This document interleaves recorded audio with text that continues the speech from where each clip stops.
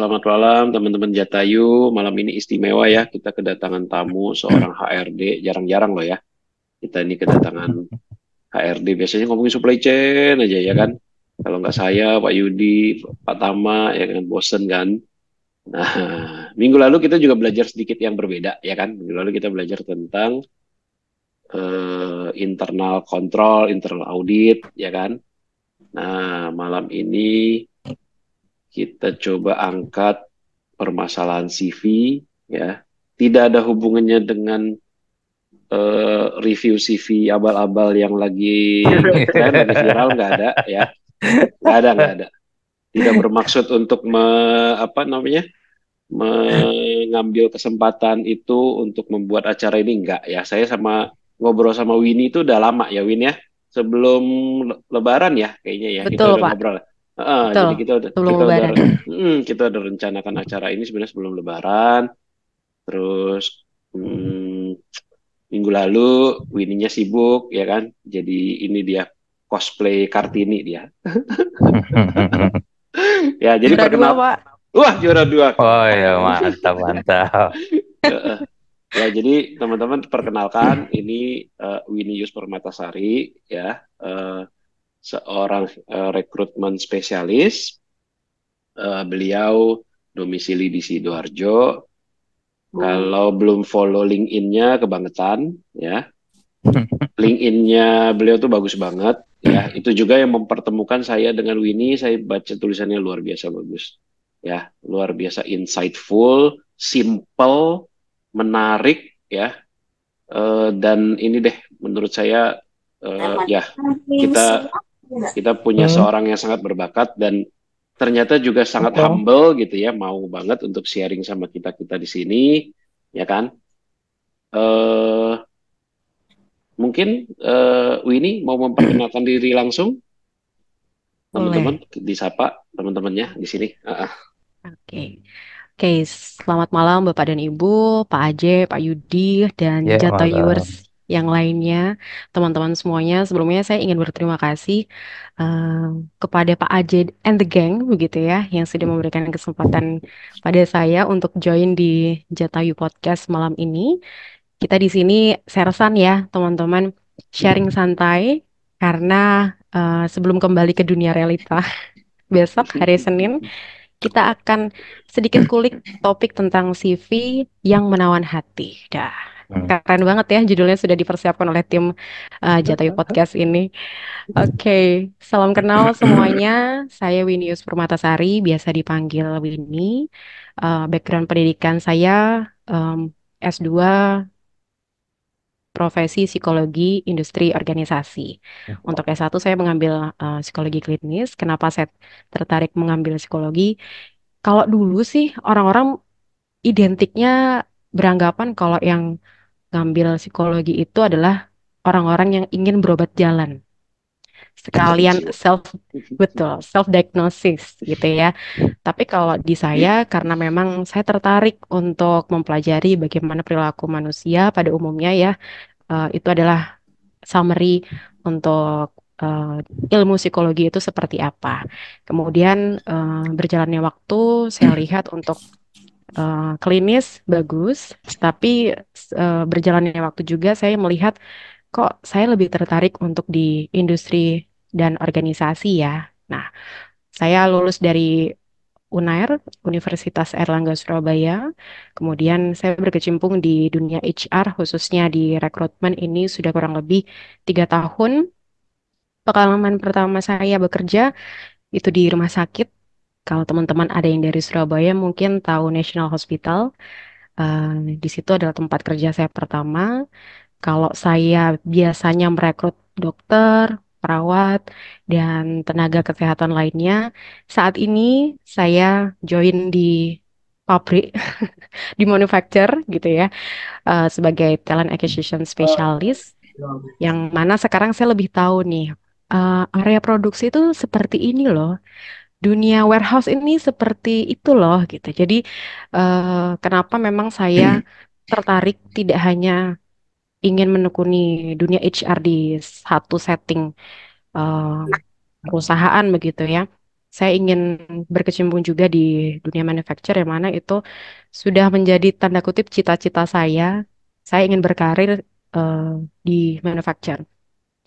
Sempat ada beberapa orang mungkin gitu ya, curious gitu. Kenapa sih pengen coba di manufacture bukannya di rumah sakit udah lebih nyantai gitu dalam tanda kutip. Sudah lebih nyaman begitu. Memang seperti itu. Setelah saya merasakan ada dinamika yang cukup intens saya rasakan, tetapi menurut saya itu jadi satu poin plus untuk saya bisa self improvement di sana. Gitu. Jadi memang saat ini saya berdomisili juga di Sidoarjo. Puji Tuhan mendapatkan pekerjaan yang lokasinya tidak terlalu jauh karena memang mungkin itu salah satu manifesting ya doa. eh, Mudah-mudahan bisa dapat pekerjaan lokasi kerja yang tidak terlalu jauh karena jujur teman-teman Bapak dan Ibu eh, cukup stres ya kalau kita di perjalanan yang jauh sekali untuk lokasi kerjanya. Jadi eh, untuk saat ini memang saya sedang senang-senangnya gitu ya untuk bisa menggeluti dunia manufacture khususnya di rekrutmen. Kurang lebih seperti itu, Dan baru Bapak ya, dan kayaknya Win ya. Baru pindah baru banget sebulan, Pak. 2 bulan. Sebulanan Pak. Setelah Oh, resign langsung join. Dan ini perusahaan bagus sih menurut saya karena ini perusahaan lokal yang memang sedang diperhatikan sama pemerintah juga, ya kan? Dan setahu saya dia kayak G20, pokoknya acara-acara kenegaraan itu yang supply furniture-nya kalian, setahu saya. Betul. Benar. Ya kan? Jadi itu perusahaan yang inilah, top lah. Lokal yang top gitu lah, ya kan? Salam buat Pak Robi kalau ketemu. Hah? Pak Robi? Mm-mm. Pak Pak Robi Robi mas, Pak. Bentar-bentar Pak. Pak Robi yang mana nih Pak? Pak Robi yang supply chain director. Oh oke. Saya pikir Pak Robi yang lain Pak. Kebetulan saya belum kenal nih kalau Pak Robi Oh ya, supply chain Pak. Belum, oh baru kenal belum si sempat main-main. baru kenal si ini ya. Saya malah jadi lupa namanya. Siapa bos kamu? Bu Eva. Nah, Bu Eva. Iya. Bu Eva. Iya Pak. Ya dunia sempit ya, dunia sempit. Saya kontak Winnie gitu kan ya. Ya sedikit cerita, saya kontak Winnie di LinkedIn. Waktu itu belum masuk di perusahaan ini, ya kan? Betul. Terus nggak lama saya lihat loh, kok dia gabung sama Bu Eva nih. Dan saya kenal orang Bu Eva-nya gitu ya. Eva yang dari Cakung, Pak. Ada lu Fahmi, iya. Oh, iya. Eva yang dulu di Cakung. Iya, iya. Nah itu makanya saya bilang sama Winnie, Winnie kan agak kaget loh. Bapak kok kenal? Iya, kita dari source yang sama. Ini ada Fahmi juga dari source yang Halo. sama. Hai, Pak. Iya Pak. Dunia ini sempit, Pak. Ternyata. Iya, dunia sempit. Oh, Pak Ajeng, ngerasani siapa tuh? Nah, Pak Awa. ada. Nah, ini juga dari source yang sama nih. Agus Wayono. Halo Pak. Iya. Ini. Nanti kalau di sana warehouse manager apa supply chain manager ya. Nah, itu ada Warehouse Pak. ada Sandi Supriyadi di sana. Oh iya. Iya. Oh, kalau Sandi Supriyadi udah ketemu. Oke. Ya itu teman-teman kita lah, circle kita lah dulu. Oke. Pak Yudi, ada yang mau disampaikan Pak sebelum kita mulai? Langsung aja sih Pak Haji, karena Langsung, bahasan ini biasanya menarik nih. Banyak Ya. yang tanya nih nanti. Oke. Jadi Win ada slide nggak atau ada materi? Kalau saya langsung share untuk yang contoh CV gimana Pak? Boleh. Nah, jadi teman-teman Boleh. ya, nanti akan Mhm. langsung di-share sama Winnie contoh CV ya kan, dan akan dijelaskan. Teman-teman gini ya, kalau mau nanya langsung raise hand aja. Ya, langsung raise hand Iya. aja, jangan ketik di kolom chat, khawatir terlewat ya. Jadi raise Iya. hand aja. Nanti kita kasih kesempatan bertanya langsung. Oke, silakan Win. Saya izin share screen ya Pak. Ya. Oke, teman-teman mungkin kalau sudah sempat ada yang lihat di LinkedIn saya sempat share CV, contoh CV ini. Nah, kenapa saya membuat materi tentang CV? Berawal dari dalam tanda kutip gregetan, begitu ya. Tapi jangan tersinggung. Maksudnya gregetan di sini adalah biasanya saya setiap hari itu men-screening puluhan CV lah ya, kalau bisa dibilang, bahkan mungkin lebih. Ciri yang paling sering saya lihat dari CV pelamar yang masuk itu sangat banyak sekali tulisannya, pertama. Kemudian CV-nya tidak terlalu spesifik. Kemudian poinnya jadi jadi kehilangan poin gitu. Nah, sebenarnya CV itu apa sih teman-teman? Jadi CV itu fungsinya adalah sebagai wajah ya. Wajah untuk ibarat kalau misalnya kita kenalan dengan orang yang pasti kita melihat pertama itu adalah bagian wajah.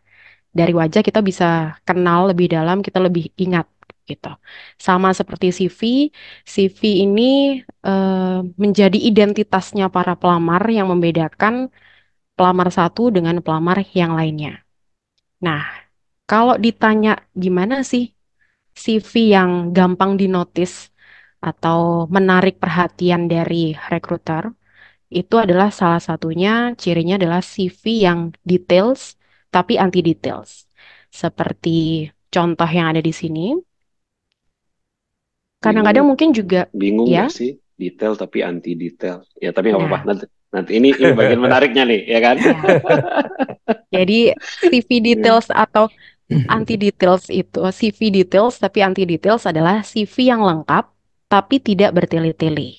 Seperti apa sih yang lengkap tapi tidak bertele-tele itu? Salah satunya eh, pencantuman atau pengisian informasinya itu lengkap, tetapi saja.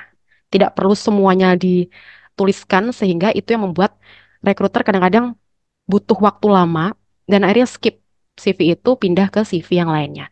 Itu yang membuat akhirnya peluang teman-teman berkurang untuk bisa analisa lebih lanjut atau diproses masuk ke tahap berikutnya.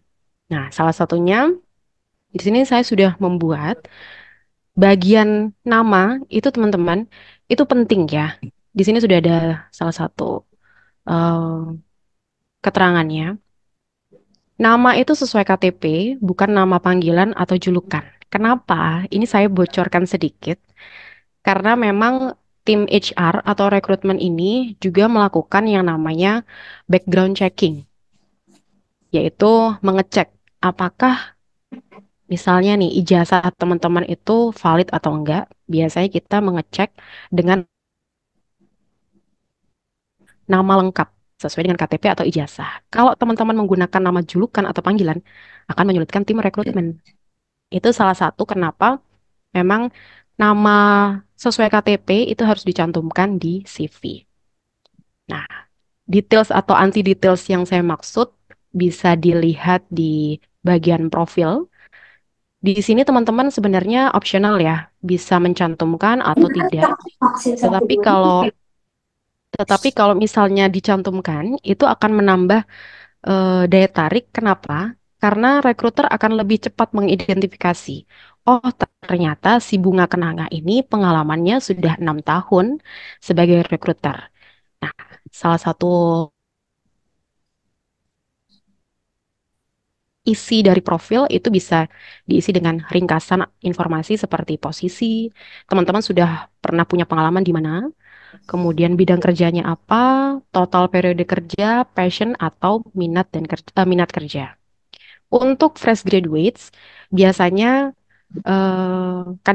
kadang-kadang gini teman-teman. Kalau fresh graduate kan bingung ya. Ini apa nih yang harus saya tuliskan? Karena saya belum ada pengalaman. Nah, teman-teman bisa tuh menonjolkan eh, organisasi misalnya yang pernah diikuti. Atau mungkin event terkait dengan background pendidikan atau posisi yang pernah dilamar. Contohnya, kalau di UNER itu ada yang namanya Psychofest. Psychofest itu kepanitiaan yang mengurusi tentang workshop, kemudian seminar tentang psikologi. Teman-teman bisa cantumkan di situ apa peran teman-teman di situ. Contohnya, kalau memang teman-teman punya pengalaman sebagai bendahara misalnya, cantumkan di situ. Yang pastinya eh, bendahara itu juga disesuaikan ya, teman-teman ingin melamar posisi sebagai finance misalnya, atau apapun. Sebenarnya kalau untuk fresh graduates ini, teman-teman, tidak terbatas ya untuk posisi yang dilamar karena memang ada posisi-posisi yang lebih pas diisi oleh fresh graduates. Jadi jangan berkecil hati kalau memang belum ada pengalaman, akan selalu ada posisi atau pekerjaan yang terbuka bagi fresh graduates. Pak Aje, mohon maaf, apakah penjelasan saya terlalu cepat atau bagaimana? Oh, coba kita tanya yang lain. Gimana, teman-teman? Oke, lanjut. Sampai sini oke ya? Oke. Nah, sip. Lanjut, Pak. Lanjut. Win, Oke. Iya Pak, oke. boleh langsung nanya nggak nih? Boleh Pak. Boleh. Tapi ini belum ke teknis CV-nya ya. Soalnya gini, saya pernah baca katanya studi mengatakan bahwa rekruter ini hanya punya waktu maksimal 6 detik untuk men-screening satu CV dan menentukan ini dia mau lanjut baca apa ini mau dia buang ke tempat sampah. Ya bukan buang ke tempat sampah lah, artinya dia ya 6 detik pertama kalau oke dia akan lanjut, kalau nggak oke dia akan sisihkan. Betul nggak pengalamannya Winnie sebagai rekruter selama ini? Seperti itu nggak? Ya bukan bermaksud 6 detiknya, tapi benar nggak sih seperti itu? Awalnya dilihat terus, ini nggak bagus. Dalam waktu yang singkat gitu, betul nggak seperti itu? Kalau saya anggap itu sebagai opini atau mitos aja ya Pak Aje. Karena kalau saya sebenarnya memberikan kesempatan dulu nih, saya cerna dulu paling nggak 1 menit Pak. Oke, 1 menit. 1 Kalau menit. memang tidak terlalu jelas, kadang-kadang kan ada CV yang ini sebenarnya mau ngomong apa ya? Banyak berlembar-lembar begitu. Nggak cukup 1 halaman, berlembar-lembar. Kemudian ini sebenarnya poinnya apa ya? Tidak saya buang, tapi saya hold dulu. Kalau saya memang lihat itu kira-kira ada potensi nih. Tapi sebenarnya mungkin orang ini belum bisa aja untuk menyusun CV yang bagus. Tapi secara pengalaman oke nih gitu. Jadi sebenarnya saya sisihkan dulu untuk kemudian saya screening yang lainnya dulu. Dan kalau sudah oke semuanya terkumpul, baru yang sudah terkumpul ini kami kembali untuk review lagi. Gitu sih, Pak. Artinya kans yang lebih baik tentu yang dari awal sudah menarik gitu kan ya. Betul. Kalau dalam studi itu bilang 6 detik, dalam hal ini Winnie mungkin sekitar 1 menit, tapi intinya dalam waktu yang singkat, rekruter akan menentukan ini menarik apa enggak, akan diteruskan sekarang apa nanti, gitu kan ya? Betul Pak. Oke, makanya jadi penting diprioritas. Jadi makanya penting nih mungkin bagian profil misalnya, ya kan? Kalau nyambung ke sini tadi, ya kan? Betul. Foto, nama, title, kemudian profil, mungkin itu bagian dari screening awal gitu kan ya. Betul. Terus saya sekarang suka bingung loh. Zaman saya fresh graduate 20 tahun yang lalu, jadi ketahuan umurnya. Kita tuh bener nggak Pak Yudi? Atau Mas Awak deh yang seumuran tapi dia pasti nggak mau ngaku. Ya kan, bener nggak? Kita nggak pernah loh lihat CV kayak gini bentuknya. CV ada 2 bagian gitu, ya kan? Bahkan 3 bagian nih, nama sendiri, ini kiri kanan gitu ya. Kita jujur kita nggak pernah lihat, kita tuh nggak kayak gini, ya kan? Baru memang bener kayaknya 5 tahun terakhir, berapa tahun terakhir ini CV itu terbagi 2, ada yang di kiri, di kanan gitu-gitu kan ya. Nah ini kalau sebagai seorang rekruter ya, yang mana sih yang dibaca dulu? Yang data diri, yang ini, yang sebelah biru ini, atau yang putih-putihnya? Tergantung, Pak. Kalau misalnya kita ngelihatnya fresh graduates, biasanya kita ngelihat yang di biru dulu. Kalau untuk yang berpengalaman, mungkin lebih mengutamakan yang putih dulu, tapi kemudian divalidasi ke yang biru. Kadang-kadang kita mau lihat dulu pendidikannya apa ya, apakah sesuai dengan yang dicari. Kalau misalnya mau cari finance dari basic accounting, itu biasanya mutlak accounting gitu. Jadi memang tergantung kalau kita mau cari yang fresh graduates, lihat dulu pendidikannya apakah sudah sesuai. Kemudian di pengalaman yang bagian putih ini tadi. Oke. Permisi Kak, saya boleh nanya nggak? Siapa itu? Boleh. Saya Imanudin. Iya Mas Iman. Tenang, Silakan, Mas. silakan. Oh, Mas Iman, bentar, tenang. ini agak berisik di luar. Tenang, santai. Belanda masih jauh. Makan dulu deh dikit. Atur napasnya dulu, jangan Iya. buru-buru. Jangan Ya, buru-buru. Ya. silakan, Gimana, silakan. Mas Kalau Iman? udah oke, silakan. Selamat malam semuanya. Ya, malam. Malam-malam. Bentar ya Pak, bentar ada orang. Dia mah ngerjain. Aduh. Sambil Selamat ngopi malam nih semuanya. kelihatannya. Ya, oke, silakan. Iya. Ini saya mau nanya. Kan saya sekarang lagi kerja di Shopee kan, Express di bagian admin. Nah, Shopee Express. untuk tadi kan tadi itu sama fresh grade sama lulusan SMK, terus untuk lulusan SMK tapi punya berpengalaman tapi pengen masuk, saya tingkatannya lebih tinggi kayak misalnya supervisor nih. Kayak saya tuh masih admin terus pengen naik kayak supervisor gitu, apakah bisa? Atau enggak Halo. caranya kayak misalnya kita punya pengalaman tapi si kita tuh harus bersaing sama fresh grade yang baru lulus S1 ini, apa gimana tuh Kak Winnie, Bu Winnie? Oke. Ini bukan sedikit, ini out of topic ya sebenarnya. Yang kita bahas ini CV Mas Iman. Tapi nggak apa-apa kalau Winnie mungkin mau kasih wejangan sedikit buat Mas Iman nih. Pak Iman ya? Iya. Mas Iman. Iya, Oke. iya. Mas Iman saat ini kan sudah join di Shopee begitu ya. Kemudian posisi terakhir admin dan ingin melamar di tempat lain sebagai SPV, begitu ya? Iya betul. Oke, sebenarnya gini Mas, kalau untuk di perusahaan dimanapun ya, saya rasa mungkin pada umumnya memang kalau untuk level SPV biasanya dilihat dari pengalaman berapa lamanya untuk kerja. Nah, dilihat lagi nih SPV-nya SPV apa. Kalau misalnya pengalamannya admin, kemudian admin kan identik dengan general ya. Nah, kalau SPV-nya ini SPV apa Mas? Ada spesifiknya nggak? Untuk SPP-nya kayak misalnya SPP operasional atau SPP Di gudang ya ya. gudang. Gudang. Shopee Express kan, ya. Iya betul, logistik maksudnya ekspedisi logistik. Oke, biasanya yang lebih diutamakan sih untuk orang-orang atau pelamar yang sudah punya pengalaman SPV sebelumnya. Tapi tidak menutup kemungkinan karena dilihat lagi nih dari skop perusahaannya. Kalau perusahaannya tidak terlalu besar dan memang membuka opportunity atau kesempatan begitu ya untuk yang tadinya level staff kemudian ingin mencoba level SPV tetapi sudah punya pengalaman sebelumnya, sebenarnya bisa-bisa aja. Jadi tergantung semuanya dari kebutuhan perusahaan, kualifikasi yang dicari seperti apa. Tuh. Baik Bu. Ya, good luck ya Mas Iman. Sama untuk misalnya kan saya tuh jurusan elektro kan waktu SMK. Nah terus masuk pengennya kan terus ke logistik tuh, jadi kan pengen kayak ini lulusan elektro nih tapi pengalamannya di logistik kayak gitu. Tapi itu kayak gimana kalau misalnya masuk ke logistik terus itu masih bisa apa enggak, aku dilihat dari CV-nya gitu. Saya juga lulusan SMA.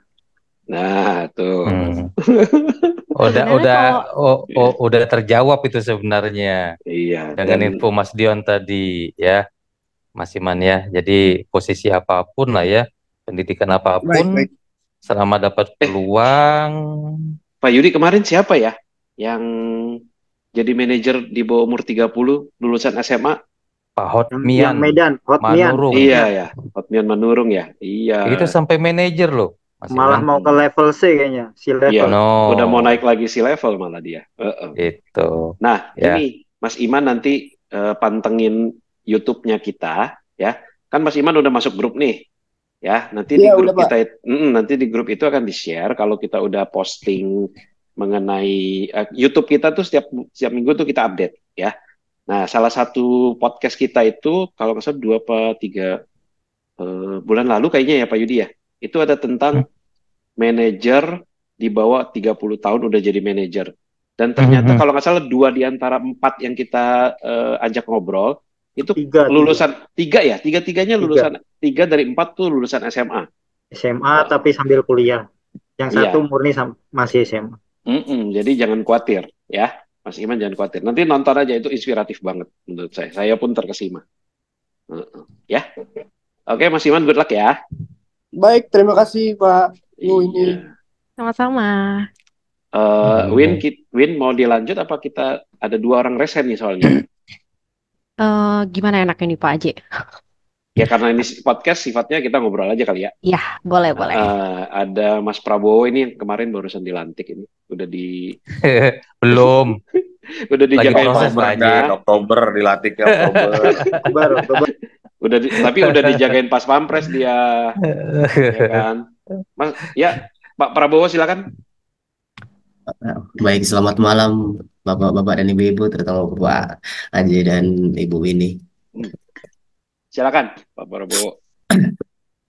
Saya ada sedikit pertanyaan untuk Ibu Winnie. Kebetulan saya kan masih mahasiswa dan umumnya mahasiswa, kebanyakannya mahasiswa itu memiliki beberapa pengalaman organisasi. Nah, pengalaman organisasi ini kan untuk saya pribadi sendiri kisaran ada 8 atau 9. Apakah relevan itu dimasukkan semua ke dalam CV, Bu?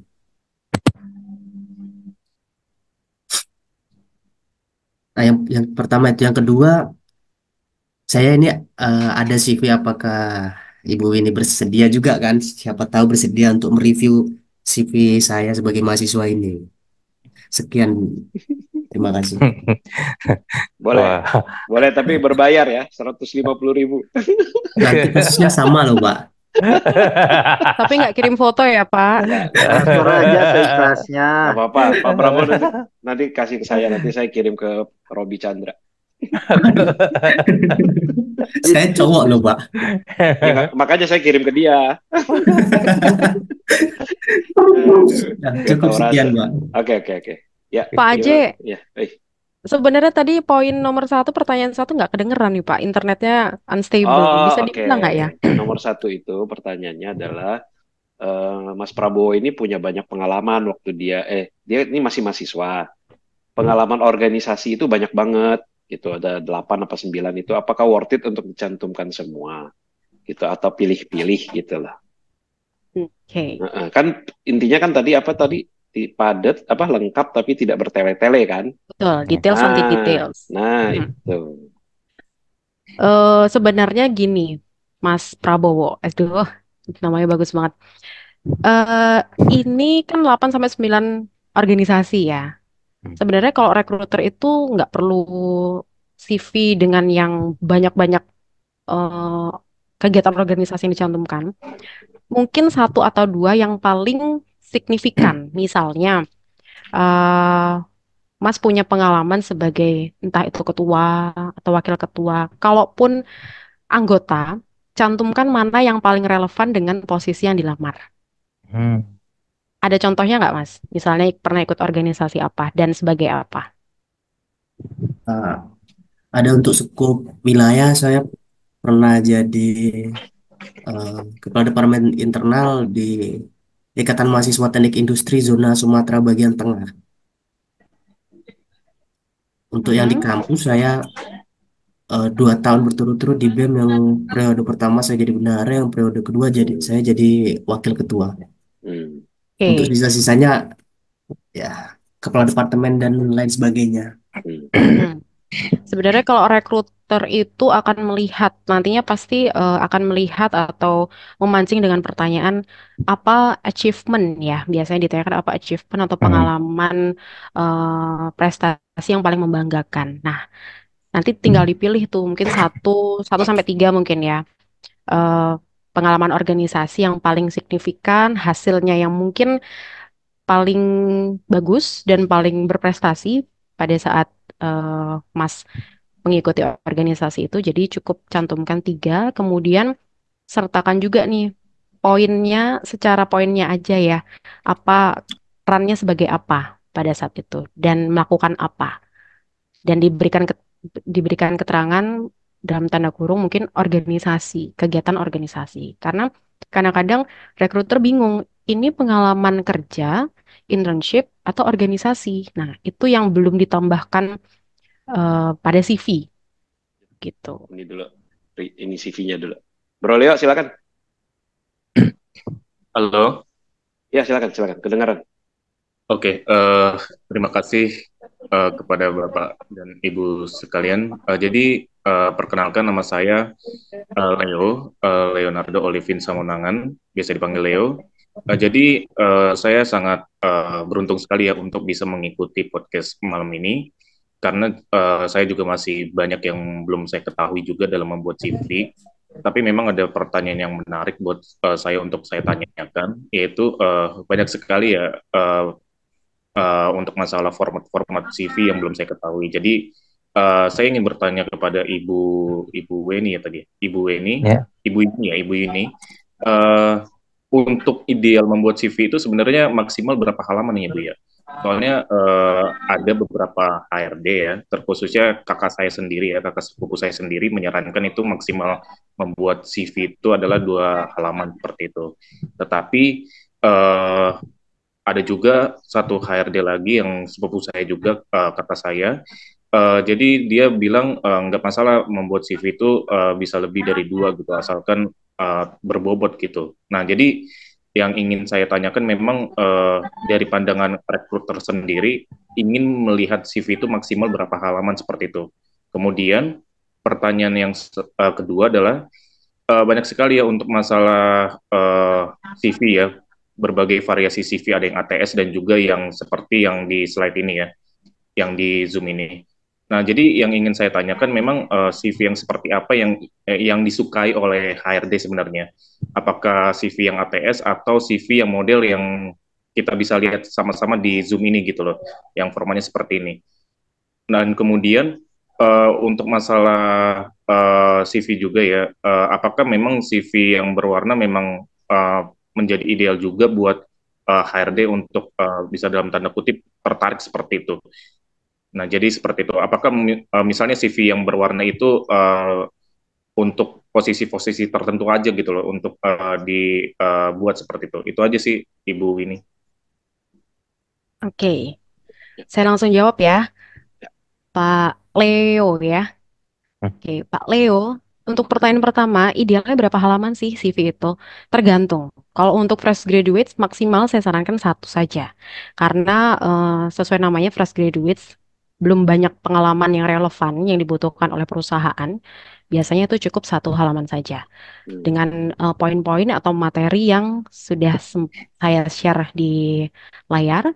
Kemudian untuk experience, yang sudah berpengalaman kerja mungkin itu bisa maksimal 2, meskipun itu sebenarnya sudah juga tergolong cukup banyak ya, tapi karena mungkin berpengalamannya cukup banyak, jadi bisa disesuaikan untuk membuat CV maksimal 2 halaman. Kemudian untuk pertanyaan nomor 2, ATS atau CV kreatif itu yang mana yang paling disukai? Itu sebenarnya juga tergantung. ATS atau Applicant Tracking System itu kan sebuah sistem untuk membaca atau men-screening CV sehingga mempermudah kerja tim HR sehingga bisa lebih cepat begitu ya mendapatkan pelamar mana nih yang cocok. Nah, untuk penggunaan sistem ATS sendiri biasanya digunakan oleh perusahaan-perusahaan besar. Nah, untuk perusahaan yang mungkin skopnya masih kecil begitu, biasanya masih screening manual gitu ya teman-teman. Jadi ATS itu sebenarnya kan kalau setahu saya ya, ketika menggunakan foto itu jadi susah terbaca. Jadi mengurangi peluang teman-teman untuk sesuai dengan kualifikasi yang sudah diplotkan begitu. Tapi kelemahan CV ATS ini kadang-kadang pembuatannya itu terlalu panjang untuk tulisannya. Saya kurang paham apakah memang bisa lebih dipersingkat lagi atau memang standarnya cukup panjang tuh untuk tulisan-tulisan atau deskripsi yang ada biasanya di masalah job desk-nya gitu kalau saya lihat. Kalau saya sebenarnya melihat CV ATS itu kadang-kadang suka pusing gitu karena terlalu banyak tulisan dan juga penuh sekali, padat sekali dengan informasi yang kadang-kadang mungkin kayak nggak perlu deh ini, gitu kan. Nah, tapi memang plusnya adalah jadi lebih mudah terbaca oleh sistem, gitu. Kalau CV kreatif yang seperti saya tampilkan ini, sebenarnya ini nggak kreatif-kreatif banget ya, karena hanya ada permainan warna saja, kelihatannya jadi lebih kreatif. Nah, CV kreatif ini juga sebenarnya punya kelemahan, itu tadi salah satunya mungkin tidak terbaca oleh ATS, tapi poin plusnya adalah lebih enak dibaca. Kadang-kadang user kan juga perlu tahu ya, yang mana sih CV-nya ketika kita sebagai tim rekrutmen menyodorkan CV, jadi mereka lebih cepat untuk mengenali dan paham isi dari CV dari masing-masing pelamar. Seperti itu. Untuk yang ketiga, CV berwarna apakah ideal? Sebenarnya itu optional. Optional kalau memang isinya sudah cukup komplit, warna nggak ada warna pun sebenarnya nggak masalah. Tapi jangan terlalu banyak informasi yang ditampilkan sehingga menyulitkan untuk tim rekrutmen memahami isi tulisan dari teman-teman. Seperti itu. Gitu, Pak Leon. Mengenai ATS nih menarik ya. Ini saya coba googling di Indonesia berapa persen sih perusahaan menggunakan ATS tapi nggak ketemu. Tapi gini, saya jujur sebanyak orang HR yang saya kenal tidak ada satupun yang mengatakan perusahaan gue udah pakai ATS. Ya bener nggak Win? Dari pengalaman Winnie gimana sebelum-sebelumnya dan apa di antara komunitas HRD gitu eh, pada banyak nggak sih yang menggunakan ATS? Kayaknya enggak ya. Sebenarnya enggak, Pak. Mm-mm. Ya. Masih screening manual itu lebih diminati karena kadang-kadang sistem itu juga bacanya kurang tepat ya. Jadi sama aja kita harus screening lagi dari awal. Dan yang namanya ATS friendly seperti apa kan juga kadang-kadang nggak ini ya formatnya juga di screening sama ATS ternyata salah gitu kan ya. Tapi nggak tahu teman-teman di sini kalau ada yang perusahaannya atau tahu ada perusahaan yang menggunakan ATS boleh tuh ya di sharing ke kita. Karena jujur saya sendiri belum pernah nemu apa itu perusahaan yang atau Menggunakan ATS. HR yang mengaku perusahaan ini udah pakai loh perusahaan belum ada ya jadi kayaknya jangan deh menurut saya jangan pakai ATS karena benar ATS tuh kalau di screening oleh orang itu bikin pusing benar bikin pusing HR-nya karena ya itu tulisan semua kan tuh jadi Langsung memang dipindahin ya Pak Aji ya. ya memang saya sarankan sih memang seperti ini nih ya kan ini kan simple gitu kan ya tidak banyak ini rekruter juga lihatnya enak gitu kan itu sih ya gimana Bro Leo. Oke. Makasih Bu ini jadi saya ngerti nih. Makasih banyak Bu ilmu. Sama, Pak. Iya. Sip yuk kita lanjut dulu ya Ya. kita baru ke yang raise hand. Oke. Jadi sebenarnya finishnya seperti ini teman-teman. Jadi lebih simple daripada tapi cukup lengkap data yang dituliskan. Tadi nomor 4 mengenai profile ya. Nah, sorry saya kelupaan untuk nomor 3 ini tentang highlight diri. Nah, Bunga Kenanga ini kan sebagai rekrutmen spesialis. Boleh teman-teman kalau teman-teman mungkin sudah cukup berpengalaman di bidang rekrutmen ditambahkan judul diri supaya semakin apa ya, mungkin eye catching ya. Rekruter jadi lebih paham, oh ini memang spesialisasi di rekrutmen. Jadi bisa ditambahkan rekrutmen spesialis atau mungkin marketing spesialis atau mungkin ada supply chain spesialis ya, Pak Aje? Buset Ada. Pak Ada nggak Yudi nih? Pak Yudi tuh Ada ya, Pak Yudi ya? warehouse dan Sebutannya logistics gitu ya? spesialis iya kalau saya Boleh, ya. kalau Bisa tuh saya ditambahkan. kalau saya generalis soalnya Enggak, tapi apakah memang harus menggandengkan kata spesialis? Enggak kan? Kalau spesialis itu biasanya karena sudah, tapi kalaupun masih belum menganggap diri sebagai spesialis, cukup dituliskan rekruter, gitu aja nggak apa-apa. Hmm. Gitu. Oke. Karena biasanya kalau spesialis itu 1-2 tahun ya pengalamannya. Kadang-kadang ada fresh graduates nih yang mungkin agak sedikit salah kaprah menganggap spesialis itu minat begitu ya. Sebenarnya penggunaan spesialis itu lebih ke arah, oh orang ini tuh sudah punya pengalaman sebelumnya. Yang dimaksud fresh graduate itu mungkin lebih ke arah spesialis, minat dia, saya pengen ke arah bidang rekrutmen gitu. Oh, Itu dia kadang-kadang salah. bikin, Mungkin kadang-kadang maksudnya, bikin, mm-mm, mungkin maksudnya entusias ya. betul, Ah, betul. bukan Rekruter, spesialis. rekrutmen entusias. Lebih tepat menggunakan kata itu. Hmm. Nah, untuk yang bagian profile tadi sudah bisa dibuat ringkasannya. Itu periode kerjanya, passion atau minat kerjanya, posisi, dan sebagainya. Untuk nomor 5, itu cantumkan hanya basic informasi saja. Mungkin bisa ditambahkan kelahirannya, kemudian yang penting ini juga nomor HP ya Pak. Kadang-kadang kita mau menghubungi pelamar ini bingung. CV-nya udah lengkap, pengalamannya udah oke, kita bingung. Kita mau hubungin kemana nih? Ya, Tapi untungnya, saya senyum-senyum sendiri karena saya pernah begitu. Terus kok nggak pernah ada yang hubungin gitu kan? Pas saya cek lagi CV saya, lah nggak ada nomor HP-nya. tapi untungnya ada email ya Pak. Karena Ada kan email. ada email karena surat lamaran ini dikirim via email, jadi kita lebih gampang follow up, kita bisa tanya via email. Kalau misalnya menggunakan hard copy, nah ini bingung nih, kita mau hubungin kemana gitu kan. Nah, untuk yang selanjutnya, posisi atau domisili itu penting, tapi tidak perlu atau tidak harus mencantumkan alamat. Karena kadang-kadang takutnya CV kita, data kita itu disalahgunakan. Jadi, saran saya adalah cukup menuliskan areanya saja. Surabaya kah atau Sidoarjo kah, plus juga provinsinya gitu. Iya sih, ini bahaya sih kalau ditulis alamatnya lengkap, berarti tinggal nama gadis ibu kandung Nah, yang harus dicantumin. lengkap Ya sudah. kan? Kalau itu udah lengkap sudah.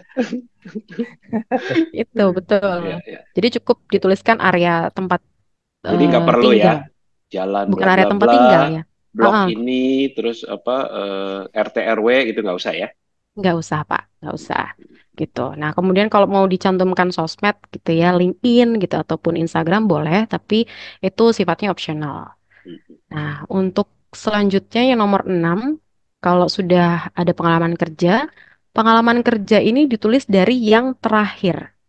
Saya masih sering lihat CV itu dituliskan pengalaman kerja yang paling awal gitu. Jadi sulit nih bacanya. Ini yang mana ya pengalaman kerja terakhir gitu. Saya mau colek Pak Andri. Pak Andri masih ada nggak? Hadir. Nah, kayaknya ini ya, kayaknya kebalik ya, Pak Andri waktu ya kan pengalaman kerjanya bukan yang terakhir yang di atas, justru yang pertama, benar nggak? Waktu saya lihat CV ya Pak. Iya, makanya saya mau colek Pak Andri. Nih Pak Andri dengerin ya, ini penting. Ya. Saya kebalik nih. Nah. Ini sambil revisi CV saya ini. Langsung. Oke. Ayo, sorry Win, gua potong. Lanjut Win. Gak apa-apa Pak. Ternyata sudah ada contoh langsungnya ya. Iya, saya kan juga ini per-review CV. Ups. Silakan. Nah, pengalaman kerja ditulis dari yang paling terakhir gitu. Untuk yang nomor 7, ini cantumkan juga daerah atau lokasi perusahaan. Misalnya nih, saya begitu ya punya pengalaman kerja di PT HIJ. Di mana tuh HIJ? Karena nggak semua orang tahu PT itu di mana gitu. Jadi bisa ditambahkan di kota atau provinsi mana. Jakarta misalnya. Dan jangan dikasih singkatan kali ya. Ini maksudnya HIJ ini bukan singkatan kan? Ini memang PT-nya namanya ini. Iya, jadi betul. perusahaan itu sebaiknya jangan disingkat gitu kan? Betul. Tulis lengkapnya gitu kan ya? Betul. Nah, kemudian juga dicantumkan periode kerjanya.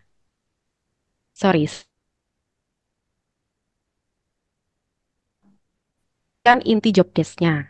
Yang mana sebelumnya dituliskan juga judul atau posisi terakhir itu sebagai apa. Di PT HIJ Jakarta sebagai apa? Sebagai senior recruiter. Nah, job desk ini penting sebenarnya, teman-teman. Karena untuk memudahkan rekruter mencocokkan, oh ternyata si Bunga ini punya pengalaman senior rekruter kerjaannya dari A sampai Z. Itu membantu lebih cepat rekruter untuk menghubungi teman-teman semua supaya bisa lanjut proses, misalnya interview atau psikotes gitu. Nah, untuk menuliskan job desk juga dituliskan cukup poinnya saja. Dan menggunakan apa ya? Mungkin ada yang bilang juga kata kerja begitu ya. Memonitoring, salah satu contohnya memonitoring, mengembangkan strategi, melakukan kerjasama, melakukan evaluasi. Ini kalau dibaca dari posisinya senior recruiter berarti sudah cukup banyak pengalamannya, sehingga job desk-nya juga sesuai dengan title-nya yaitu senior recruiter yang memang lebih assessment seperti itu. Nah, kemudian poin nomor 9, cantumkan juga periode kerja. Ini penting untuk melihat berapa lama sih pelamar itu eh, kerjanya gitu kan. Sebenarnya kalau misalnya ada yang takut mungkin ya, khawatir mungkin lebih tepatnya.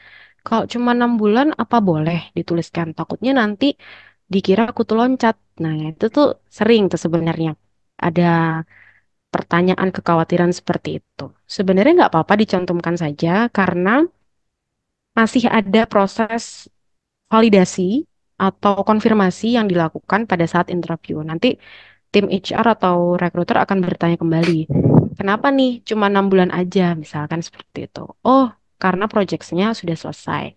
Itu menurut saya itu alasan-alasan yang masih logis gitu, karena nggak semua case itu bisa dikatakan kutu loncat. Ada case-case tertentu, alasan-alasan tertentu kenapa sih pelamar ini bertahan atau bekerja kurang dari 1 tahun. Jadi tetap dituliskan saja periode kerjanya.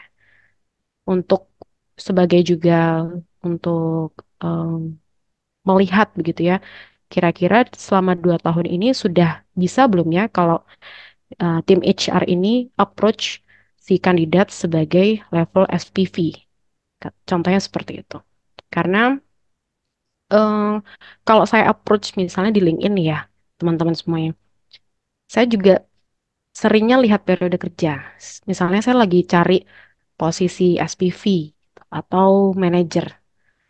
Periode itu penting, meskipun masih level staff, tapi kalau pengalamannya sudah cukup oke nih, saya rasa untuk bisa saya approach untuk posisi SPV atau manager, saya akan approach gitu. Jadi periode kerja itu sebagai informasi awal yang penting untuk bisa menarik perhatian dari recruiter untuk bisa meng-approach teman-teman lebih lanjut. Seperti itu. Nah, untuk yang nomor 10, dicantumkan 2 pendidikan terakhir yang relevan. Sesuaikan. Misalnya, pendidikan terakhirnya S1 atau D3, dicantumkan yang paling terakhir. Kalau memang pendidikannya lebih dari 1, artinya sudah sampai tahap magister katakan, bisa dicantumkan dua-duanya. Nah, IPK ini dicantumkan opsional, boleh iya, boleh enggak. Jadi bebas, teman-teman disesuaikan sendiri saja. Kalau saya, itu maksudnya gini bukan, Win. Kalau jelek, gimana, Pak? kalau jelek gak usah dicantumin. Kalau bagus aja Kayaknya dicantumin. gitu, Gitu Pak. nggak? Oh iya, benar. Supaya dalam Oke, tanda oke, kutip mengelabui, kan kita nih tujuannya untuk menarik hati rekruter ya. Oke, Kalau oke. kalau yang kita tampilkan kurang bagus kan kita jadi nggak berminat gitu. Oke. Jadi Kalau nggak apa-apa, nggak apa-apa, nggak apa-apa tidak dicantumkan karena pada saat interview juga ada kesempatan untuk konfirmasi atau menjelaskan. ya udah, berarti saya nggak mencantumkan. Oke. Lalu bisa dituliskan periode kuliah. Ini sebenarnya optional juga sih, teman-teman.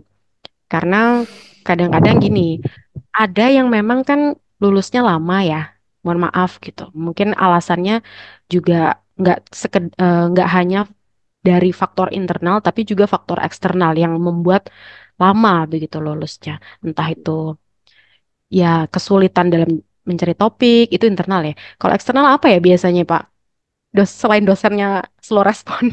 Biasanya ada juga teman-teman yang curhat tidak ada biaya, jadi cuti dulu gitu loh. Jadi Betul. kuliahnya agak panjang. Ya Mhm. itu very very reasonable sih. Mhm. Uh, Jadi pada saat ya. interview HR itu sebenarnya bukan yang apa ya, saklek ya. Kalau lulusnya lama, oh berarti ini nggak pinter atau nggak potensial, nggak seperti itu. Sepanjang teman-teman bisa menjelaskan dengan konsisten dan bisa menjelaskan keadaan sebenarnya seperti apa, itu nggak apa-apa untuk tim Tapi HR. si Bunga Kenanga ini dia malah ini loh, pakai mesin waktu loh dia kuliahnya. Iya juga ya Pak ya. 2012 sampai 2016 kuliahnya. Waduh, saya baru tahu nih ada tipe. Wah iya. Berarti benar kan saya itu ini orang apa review CV itu saya jago. Iya ya Pak. Saya baru nyadar nih. Kirain jebakan. Enggak ya? Enggak Pak. Saya yang keliru nih. Ternyata. Wah iya nih jeli banget ya. Iya jadi Robi Chandra versus kan Andika Chandra ini. Kan kita sama-sama Chandra. Udah. Ternyata saya yang salah teman-teman. Ya ini maksudnya 2012 sampai 2016 ya. Nah itu salah satu contohnya. Typo-typo kecil itu juga berpengaruh. Jadi sebelum mengirimkan CV ke tim rekrutmen, dicek lagi. Kira-kira udah lengkap belum ya? Ada salah penulisan nggak ya? Kalau salah penulisannya mungkin nggak terlalu penting begitu, mungkin masih bisa dimaklumi dan bisa dipahami. Tapi kalau sudah 20.012 nih, jadi bingung. Ini sebenarnya gimana ya? Beneran nggak nih kuliah di Universitas XYZ periode ini gitu. Jadi perlu dicek lagi teman-teman sebelum kirim. Kemudian untuk satu lagi yang nanya. Kan tadi Winnie mengatakan di setiap PT apa cantumkan posisi terakhir. Ya kan? Kalau ada beberapa posisi boleh dicantumkan beberapa posisi nggak? Kayak yang biasa kita tulis di LinkedIn kan juga kayak gitu kan ya. Bisa ada beberapa posisi dalam satu PT gitu. Itu disarankan nggak kayak gitu? Atau tulis aja yang terakhir? sebenarnya optional juga sih Pak. Kalau misalnya posisi itu bisa semakin menambah nilai plus, kok jadi bocorin ya? Jadi bocorin ya. Ya, jadi gini teman-teman. Kalau misalnya posisi itu semakin menambah nilai plus ya, itu boleh dituliskan. Misalnya dipromosi gitu ya. Yang tadinya dari staff, kemudian dipromot jadi SPV itu boleh. Karena bisa juga relevan begitu dengan posisi yang dilamar. Kalaupun tidak dituliskan, kadang-kadang juga tim rekrutmen itu melakukan background checking sih Pak. Sebenarnya. Atau boleh nggak Bisa. kita tulis gini aja, misalnya ini senior recruiter nih, PT HIJ ini, terus kita tambahkan di salah satu job desk ini, ya bukan job desk lah, poin-poinnya ini kita tambahkan bahwa ada satu kalimat bahwa kita ini masuknya sebagai staff loh misalnya gitu lah. Ya something like that. Itu boleh kan ya kayak gitu? Boleh Pak. Ya. Misalnya dia dipromot begitu ya, terus posisinya pindah berganti gitu boleh. Boleh aja. Soalnya saya pernah di satu perusahaan itu saya di finance iya, di marketing iya, di sales iya, di supply chain iya. Nah itu kan susah tuh kalau saya cuma nulis supply chain-nya doang ya kan. Jadi saya tulis semua tuh. Gitu. Dan itu not necessary promote, bisa juga karena digeser bukan digeser dipindah ke divisi lain gitu. Itu sebenarnya nggak apa-apa. Sah-sah aja sih Pak. Sepanjang pada saat interview bisa menjelaskan ya kenapa alasannya. Gitu. Oke. Nah, kalau untuk poin 14 itu tadi cantumkan jabatan atau posisi. Kemudian 15 cantumkan skills atau keahlian. Ini optional juga teman-teman. Kalau untuk keahlian sebagai recruiter ini BEI atau STAR interview itu penting. Jadi bisa ditambahkan. Mungkin juga penguasaan alat tes psikologi. Kalau teman-teman selain punya kemampuan untuk rekrutmen atau mungkin juga di bagian training, kemudian organizational development, itu bisa dicantumkan keahlian apa sih yang mendukung nilai plus dari teman-teman. Gitu. Nah, untuk yang nomor 16, bisa juga dicantumkan pelatihan yang relevan. Kalau teman-teman ngelamarnya sebagai HR dan pernah, terutama HR recruiter ya, biasanya yang dicantumkan itu kalau nggak sertifikasi BNSP atau mungkin pelatihan sudah pernah mengikuti behavioral event interview itu boleh dicantumkan. Nah, untuk bagian 17 ini prestasi atau achievement selama bekerja. Ini juga optional. Ada HR yang tertarik nih selama kerja pelamar ini apa ya yang sudah pernah kontribusi apa yang sudah pernah pelamar ini berikan.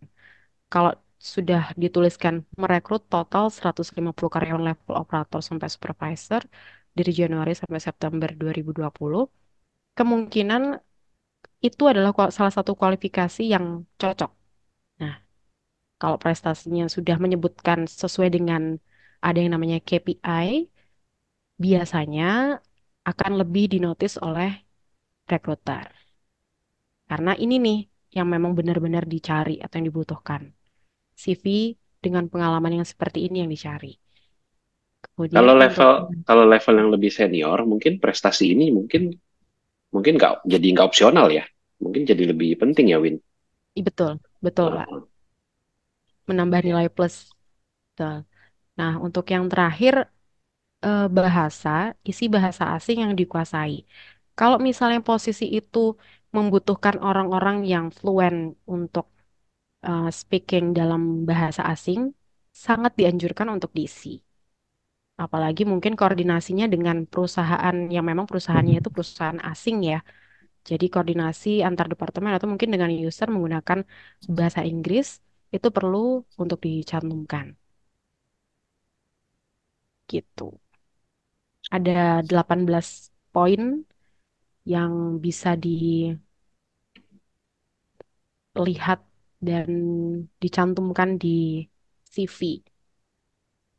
CV kreatif mungkin ya sebutannya karena ini bukan CV ATS, CV yang salah satu CV yang mungkin lebih enak dibaca dan dipahami dan sesuai dengan kebutuhan atau kualifikasi yang sedang dicari. Oke, Win, pertanyaan nyeleneh ya mengenai foto.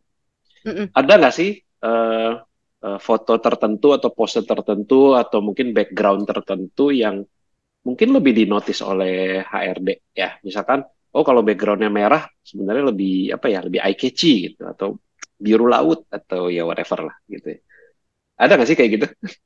Sebenarnya Pak, yang penting nggak tabrak warna yang bisa bikin pusing sebenarnya. Itu aja salah satu poin pentingnya. Kalau misalnya udah pakai biru, kemudian backgroundnya mungkin oranye mungkin ya yang sama-sama punya warna terang atau warna tajam, mungkin agak lebih dikurangi.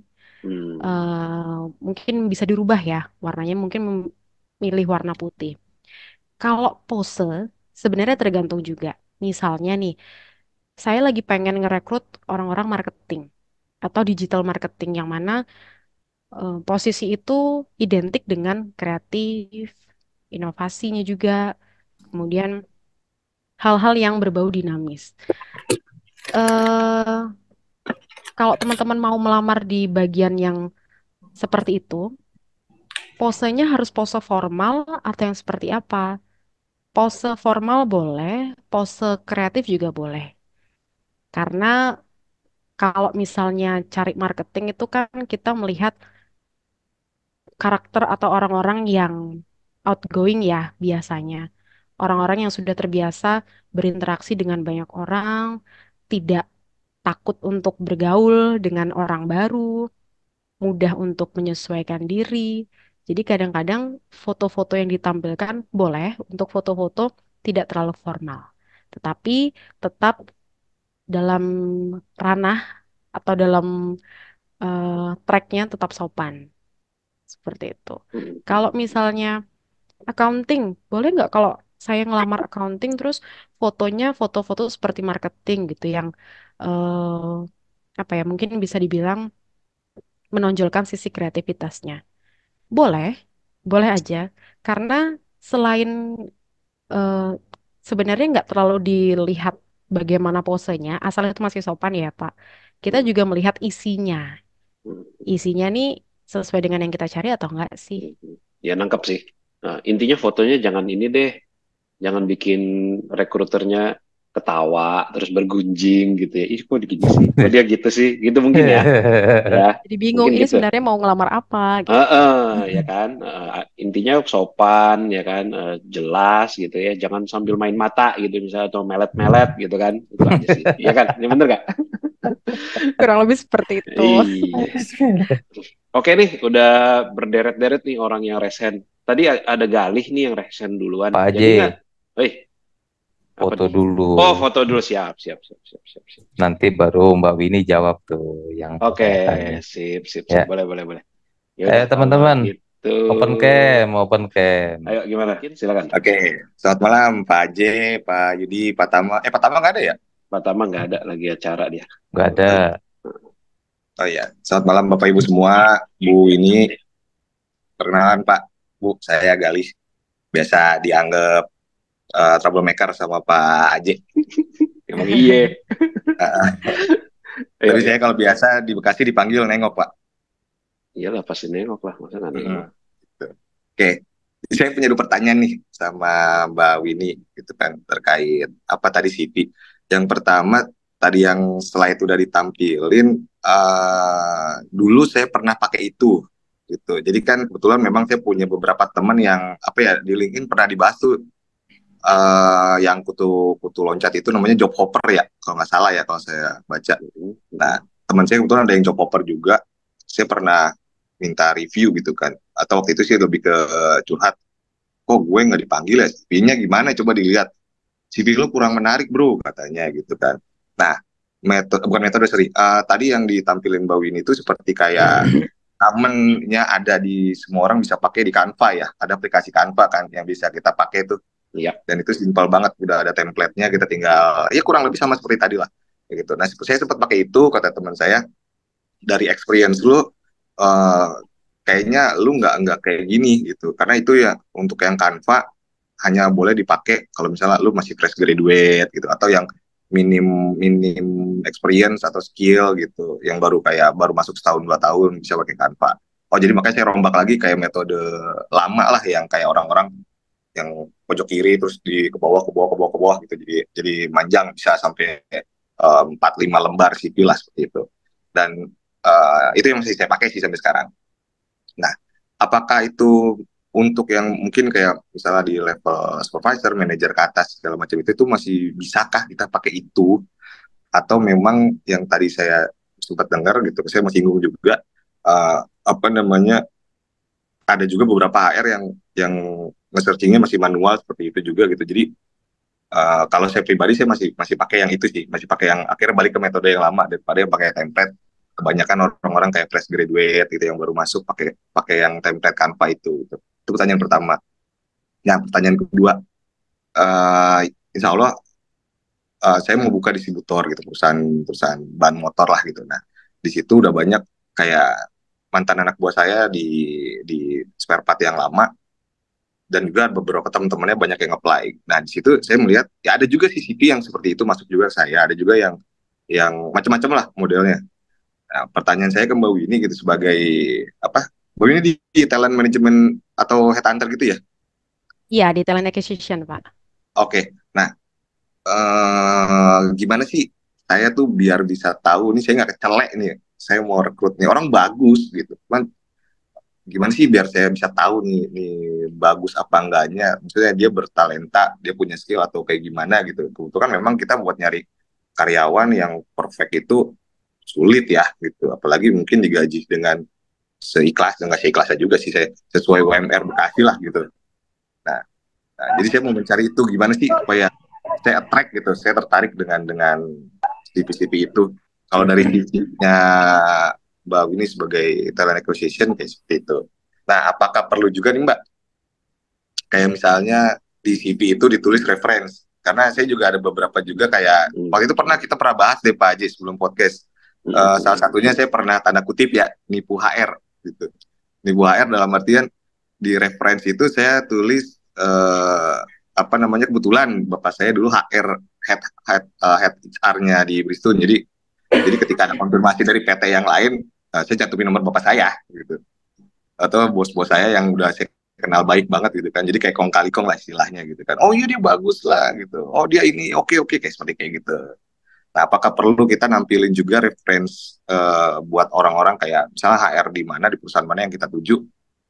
Oh ya udah sih, coba nih kebetulan si Bapak ini bin Bapono gitu kan naruh referensinya Pak Yudi gitu kan gitu. Jadi langsung Pak Yudi nanti kalau ada HR di perusahaan ABC gitu kan, tolong ya Pak, bagusin aman bosku jangkrik gitu kan. Langsung Pak Yudi bilang, oh iya oke. Memang Pak, itu anak buah saya Pak, cocok banget kalau dikerjain di tempat Bapak gitu kan. Posisinya bagus segala macam. Nah, apakah perlu gitu metode seperti itu lagi? Karena ya jujur ngomong sih, akhirnya saya kecelain juga. Saya pernah nipu HR, saya ditipu lagi sama karyawan saya seperti itu. Dari referensinya. Skurin. Nah, itu aja pertanyaannya. Karma. Kurma Pak. Iya. Kurma. Oke, itu aja Pak. Pertanyaan Pak. Makasih. Oke, untuk pertanyaan CV-nya masih panjang, apakah relevan kalau sudah di posisi yang sudah berpengalaman gitu Pak ya? Sebenarnya kalau untuk berpengalaman maksimal 2 halaman aja Pak, maksimal gitu. Kalau sampai lebih dari 2 halaman, jujur itu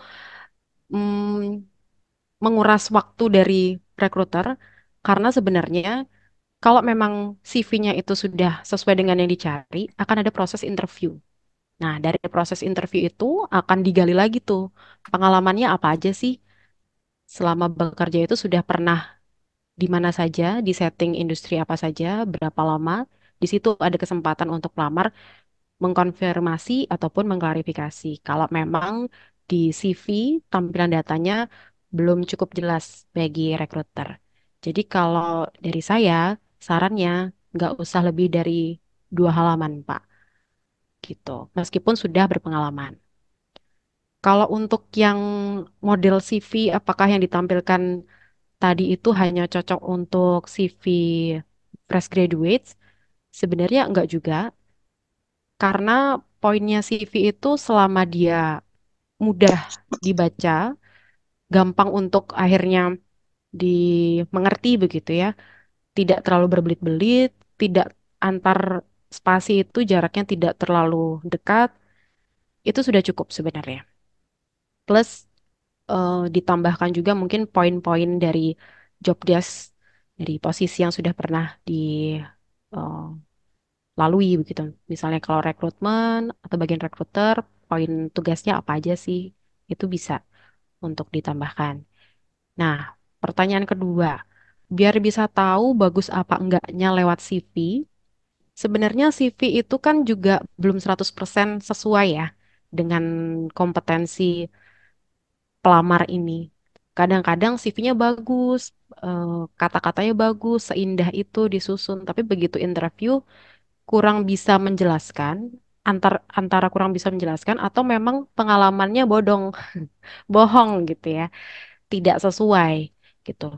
Jadi kalau misalnya yang bisa saya sarankan atau mungkin trik begitu ya, kalau dilihat dari CV yang kayak gimana sih orang ini bagus, mungkin bisa dilihat, kita cocokkan dulu kualifikasi yang kita cari apa. Misalnya untuk bagian warehouse ya, karena seminggu kemarin saya hektik rekrut bagian warehouse, jadi saya baru tahu oh kualifikasinya yang dicari seperti ini, job desk-nya seperti ini. Mungkin orang-orang yang sudah ada pengalaman di Excel misalnya, sudah lebih paham tentang atau sudah pernah handle di warehouse. Jadi sudah ada pengalaman dan juga pengetahuannya. Kalau di CV itu dicantumkan, kita bisa menduga, oh orang ini cocok dengan kualifikasi yang saya cari. Apakah bisa dilihat bagus apa enggaknya? Mungkin bisa, tapi itu ada perlu juga yang namanya sesi interview untuk memastikan, untuk konfirmasi dan klarifikasi. Jadi kita tidak bisa sekedar melihat, menebak dari CV, oh orang ini bagus.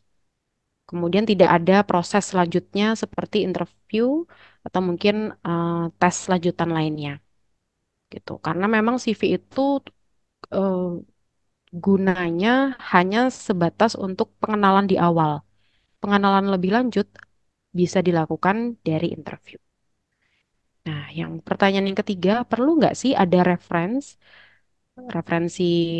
orang-orang yang direferensikan, orang-orang yang menjadi referensi. Gimana sih? Orang-orang yang menjadi referee, gitu ya. Selama tidak masalah untuk dicantumkan nomornya, sebenarnya nggak apa-apa. Tapi khawatirnya nomor-nomor HP begitu akan disalahgunakan oleh pihak-pihak yang mungkin kurang bertanggung jawab, gitu Pak. Nah, untuk HR sendiri sebenarnya ada trik untuk memastikan ini orang bagus apa enggak sih. Kita ada background checking sendiri. Kalau untuk proses atau tahap interview dia lolos, mungkin tahap psikotes juga lolos, kita pasti akan validasi ke referee itu tadi. Biasanya kita juga minta langsung ke pelamarnya. Ada satu kejadian ketika mereferensi cek, si referee ini bilang bahwa, oh ya, ini bagus orangnya, kinerjanya oke, skillnya mantep, semuanya udah oke. Kejadian di rekan saya begitu ya. Terus rekan saya itu bilang gini, kok rasa-rasanya suaranya mirip sama yang di interview ya? Setelah dicek, wah ketahuan, bohong. Ternyata nomor yang dia kasih ke tim rekrutmen itu adalah nomornya dia sendiri, nomor HP-nya dia yang lain, dan dia mengklarifikasi atas nama pelamar Winnie misalnya. Oh Winnie tuh bagus, Winnie tuh oke skillnya. Ternyata Winnie yang dimaksud itu ya saya sendiri, padahal seharusnya kan mungkin atasan saya seperti itu. Jadi sebenarnya perlu nggak perlu sih dicantumkan Pak selama eh, referee ini berkenan untuk dituliskan nomor HP-nya, atau misalnya dituliskan nomor HP-nya, takutnya nih ada kecenderungan atau mungkin eh, ada kekhawatiran itu data nantinya disalahgunakan nggak ya? Nah, itu sih sebenarnya poinnya. Berarti kalau misalnya nge-reverse ke Pak Aji gitu ya, bisa aja ya, Bu ya. Bisa. Jadi kita kayak jual namanya Pak Aji gitu, Pak Aji. Ya Wani Piro aja kalau gua mah. Kopi kan bisa aja Pak Aji, Pak Aji. Gitu kan. Hati-hati lu cantumin gue orangnya jujur ngomong apa adanya. Nah, ini mah troublemaker nih gitu kan. Iya. Tapi kalau menurut Mbak Winnie sendiri, referensi itu dari sisi Mbak Winnie sendiri boleh nggak kita untuk mencantumkan, misalnya kita sudah mendapatkan izin dari yang bersangkutan gitu, saya taruh ya Pak, Bu, naruh buat mungkin atasan kita yang dulu gitu, atau mungkin ya kita ikutkan komunitas seperti Jatayu ini, kita merefer ke, kita tentunya minta izin dulu gitu pada yang bersangkutan, misalnya kita aja saya taruh nama Pak J ya Pak gitu sebagai referensi saya gitu misalnya gitu kan. Nah terus ketika udah mendapatkan persetujuan dari beliau-beliau gitu, kita mencantumkan itu. Kalau dari sisi Bu ini sendiri itu seperti apa Bu? Boleh nggak gitu? Atau memang diharuskan atau gimana? Kalau saya boleh. Terus juga mungkin tergantung dari perusahaannya ya. Memang kalau perusahaannya mengharuskan untuk ada proses atau tahap background checking itu mutlak. Tapi biasanya Pak, meskipun di CV itu tidak dituliskan, kalau memang orangnya ini secara semua tahap itu oke, pasti akan ditanyakan, Pak, boleh di-share nomor HP mantan atasan yang terdahulu untuk yang fresh graduate biasanya dosen ya, untuk kita melakukan background checking. Gitu. Jadi nggak masalah sebenarnya kalau nggak dicantumkan. Karena nanti kalau memang seluruh prosesnya oke, tahapnya lolos, pasti si rekruter ini akan bertanya ke kandidat atau pelamarnya. Gitu. Oke, sip. Makasih Bu ini Sama-sama, jawabannya. Pak. Thank you Gali. Makasih Pak. Yo, nextnya Fahmi ya. Fahmi. Ya. Jadi Halo banyak Pak, nggak? selamat malam Pak. Jadi Pak, ada beberapa pertanyaan nih Pak. Andi, halo Mbak Winnie. Halo, Bisa on, Pertanyaannya Pak. sebenarnya bisa on cam ada nggak yang, bro? Bisa on cam oh nggak iya bro? sorry, sambil sebat maaf ya Pak. Ya nggak apa-apa, santai aja. Nah, oke. Jadi pertanyaannya di CV itu baiknya pakai font yang tipe apa tuh? Kan ada Roman, Arial, Helvetica, bla bla bla gitu. Ada rekomendasi nggak satu? Lu mau bikin CV, lu mau itu ya? Lu mau pindah kerja lagi? Bukannya barusan pindah kerja lu? Itu nanti masuk dalam pertanyaan Pak, Oh pertanyaan siap. selanjutnya. Oke, silakan. Terus kalau kutu loncat tuh considerinnya orang nggak punya apa ya, integritas itu berapa tahun gitu Mbak biar dilihat di CV-nya nggak jelek-jelek amat. Itu yang kedua. Terus yang ketiga saya sering kecelek nih sama highlight diri tuh yang ada di tadi di CV. Dia bilang spesialis ini nih, misalnya spesialis maintenance ini pas ditanyain modul preventive maintenance dia nggak tahu, material management dia nggak tahu. Itu kan kayak buang-buang waktu dari sisi user ya. Terus baiknya tuh ini sering banget soalnya kejadian. Jadi si HR-nya main passing aja di dua perusahaan yang berbeda nih. Saya pengalaman. Karena dia si HR-nya juga nggak ngerti apa yang dicari gitu. Terus dia nggak mau cari tahu juga ke usernya apa yang lo benar-benar cari gitu kan. Jadinya ya udah kita di passing terus CV-CV yang ada tulisan ini maintenance spesialis gitu. Jadi kan buang-buang waktu di sisi usernya.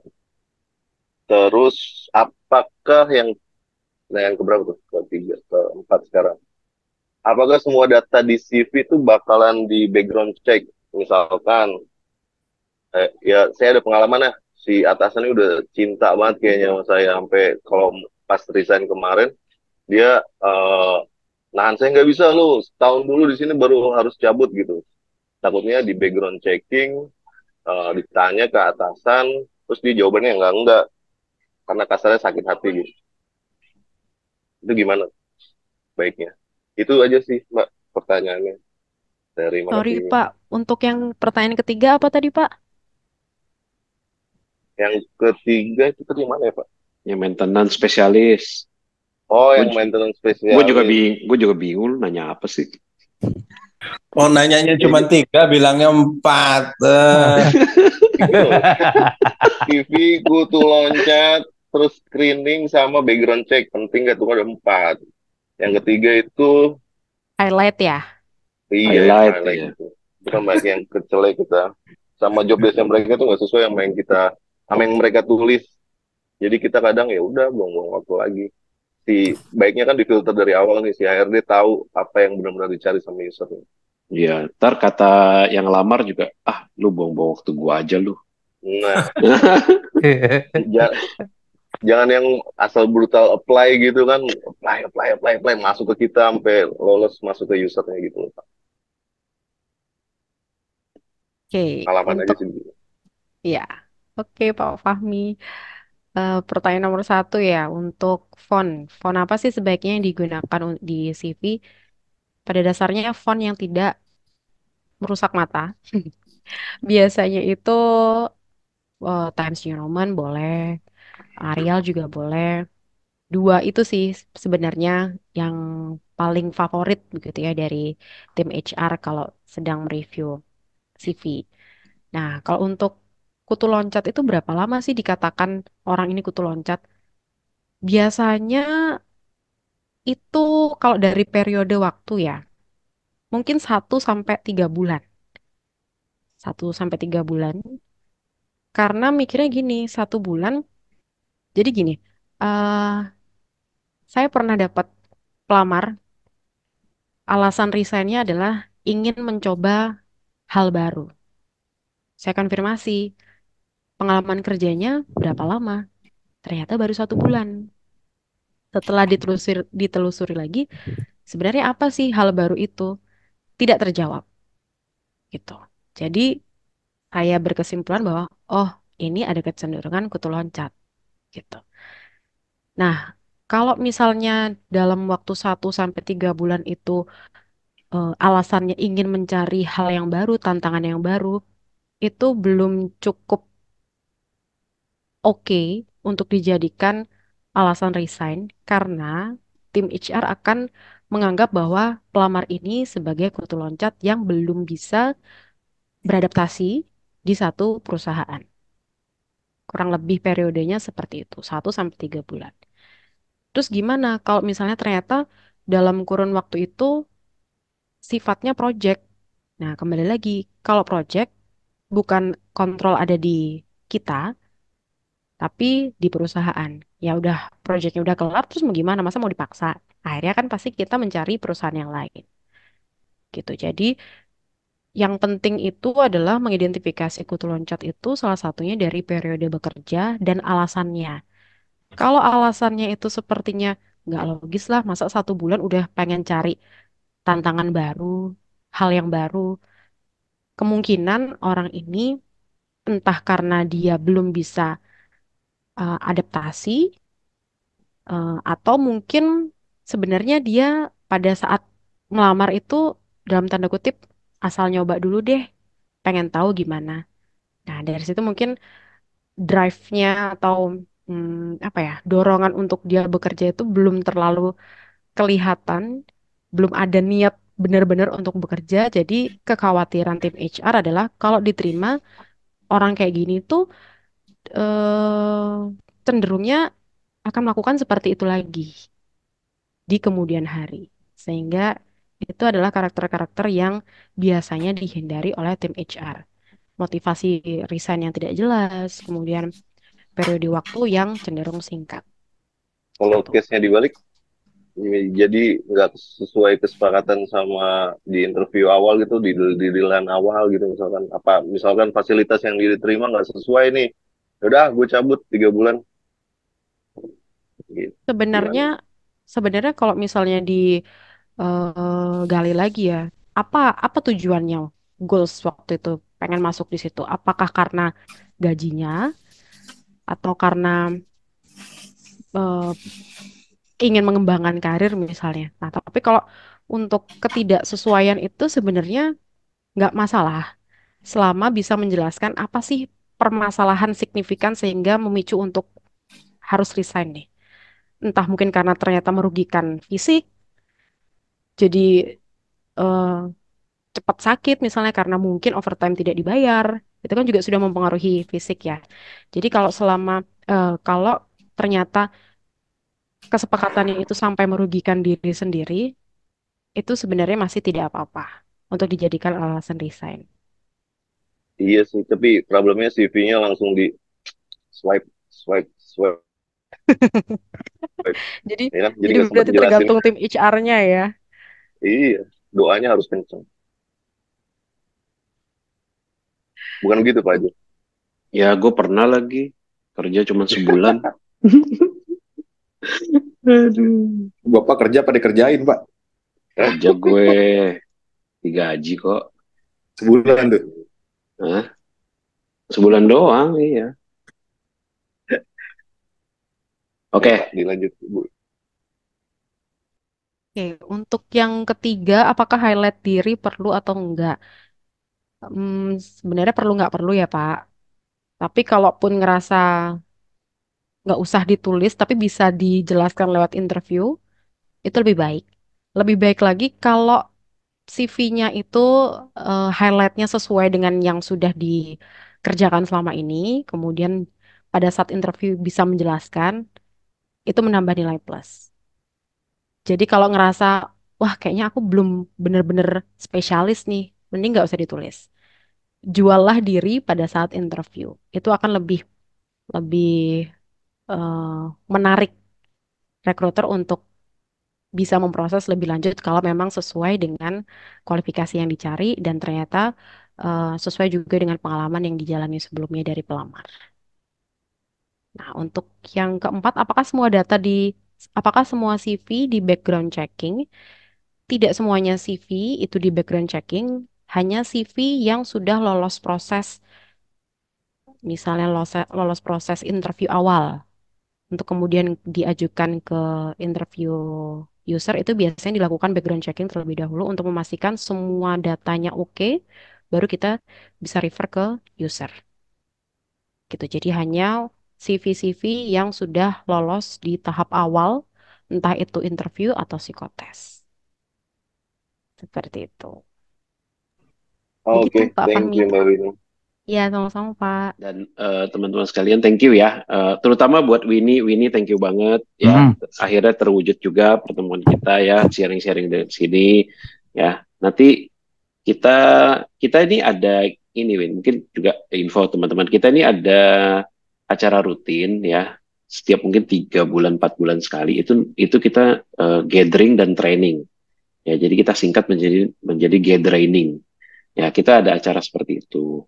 Nah, yang kita pengen itu adalah kita pengen lakukan di Surabaya sebenarnya tahun ini, ya kan? Jadi ya mudah-mudahan ada kesempatan kita bisa ke sana, teman-teman di Surabaya bisa ikut, ya kan? Jadi ini podcast kita biasanya isinya supply chain, kadang-kadang kita isi juga dengan acara kayak gini ya. Jadi kemarin ada Pak Nanang, ya kan? Kemudian ada Pak Yusman juga HR-nya Meratus gitu ya. Dan hari ini kita kedatangan Winnie. Ya, jadi gini, intinya kita thank you banget sama Winnie. Winnie jangan kapok ya sama ini. Ya, saya juga udah masukin di grup ya, grup 1, grup 2, grup 3. Kalau terlalu berisik di mute aja. Ya, tapi intinya kita butuh sih. Intinya gini, saya jujur di kita ini gini, tadinya kita kan bangun komunitas atau akademi ini kan untuk supply chain. Tapi ternyata kebutuhan untuk dunia kerja, ya kan, juga teman-teman banyak yang fresh graduate, teman-teman banyak yang job seeker gitu ya. Nah, kita butuh nih yang kayak gini, asupan-asupan kayak gini. Ya, jadi saya minta Winnie jangan kapok ya, terus support kita ya, dan kita terima kasih banget malam ini. Kita ketemu lagi mungkin next event gitu ya, next podcast juga. Kalau nggak ada hubungan sama HR dan Winnie bukan jadi speaker, welcome to join gitu ya, welcome to memperkaya diskusi kita ya. Saya senang banget hari ini ketemu Winnie, ilmunya luar biasa ya, dan lugas gitu ya, ngomong apa adanya, dan benar ya, Winnie itu tegas, Details anti details tuh bener banget ya, itu Winnie banget gitu ya. Dia kalau benar, itu kan cirinya dia kayak gitu. Dia kalau ditanya ini bagus atau ini harusnya gini apa enggak, ya harusnya gitu, harusnya gini, harus enggak, ini enggak gitu. Jadi benar-benar details dan anti details, lugas dan tidak bertele-tele ya. Win, thank you ya, teman-teman semua juga thank you. Makasih ya Mbak Winnie ya. Terima kasih Pak Yudi, teman-teman semuanya. Selamat bertugas ya, besok kembali ke kantor masing-masing ya. Tetap semangat. Thank you. Terima kasih Pak Yudi.